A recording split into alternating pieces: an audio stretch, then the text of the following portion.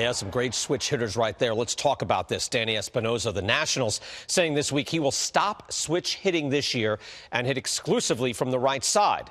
In this era of platoons and pitcher specialization, is this or will this be a trend in the game? Is it the demise of switch hitting? It's time for Digging In.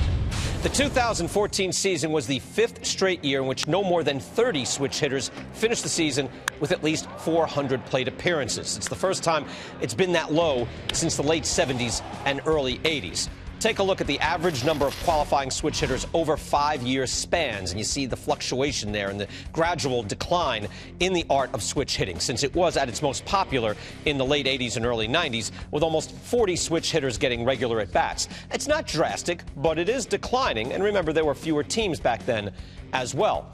To be a switch hitter, a player, of course, needs a certain level of success from both sides of the plate, or it's not worth leaving your strong side for a platoon advantage that doesn't exist. At a certain point, it's not worth it. In 2014, Daniel Nava, for example, had a .372 on base from the left side of the plate, a .209 on base as a righty.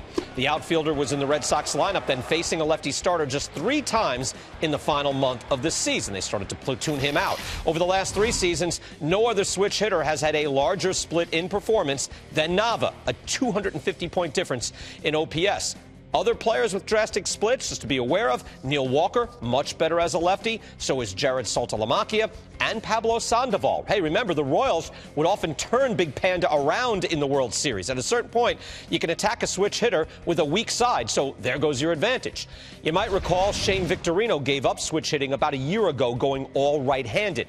Now, here are some other hitters in that range, the same range as Danny Espinosa, who is now going all righty. In fact, Matt Wieters has a bigger split than Espinosa. The Orioles catcher has an .883 OPS as a righty, just .691 as a lefty. That's a very different hitter.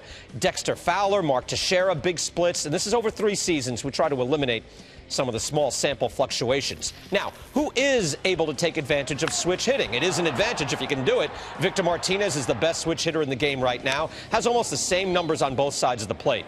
For his career, batting average on base, slugging even, well, it's a little farther, but all within mere points of each other. There are a few where switch hitting is working out. Over the last 3 seasons, Ben Zobrist, Asdrubal Cabrera, Chase Headley, like V-Mart, just about the same level of production, all within percentage points from both sides. If you're great, again, you're going to play. It can be worth it. But you have to wonder if we'll see more of this. Lesser offensive players getting pinch hit for and then making the move to hit from their strong side.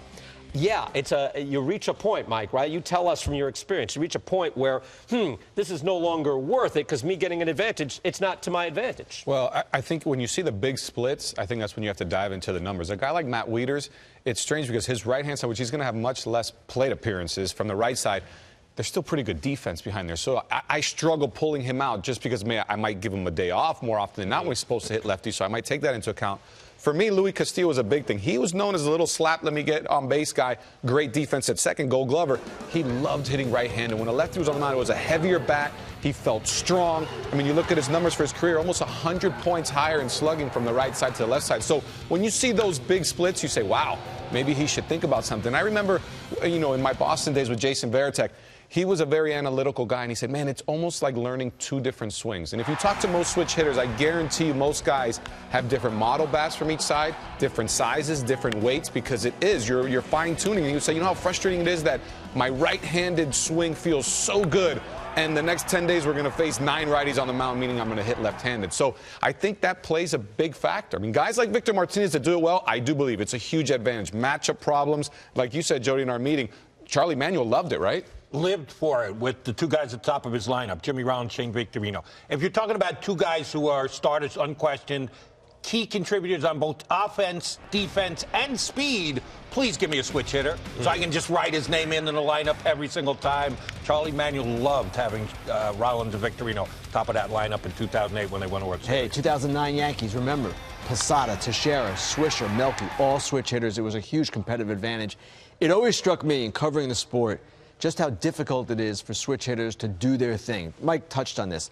It's not just learning the swing from both sides, it's maintaining it and doing the work every single day from both sides of the plate to keep both swings in order.